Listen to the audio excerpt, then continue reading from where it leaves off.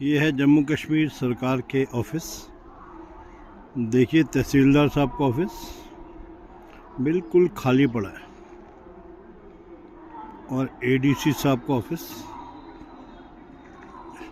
जहाँ तिरंगा लहरा रहा है ये भी बिल्कुल खाली पड़ा है। दिल्ली उत्तर प्रदेश के रहने वाले लोग कभी इमेजिन नहीं कर सकते, सोच नहीं सकते कि ऐसा भी कोई डीसी तहसीलदार एडीसी का ऑफिस होगा जहां बिल्कुल सन्नाटा है। ये देखिए, ये बाहर से आने का रास्ता है, बिल्कुल सन्नाटा।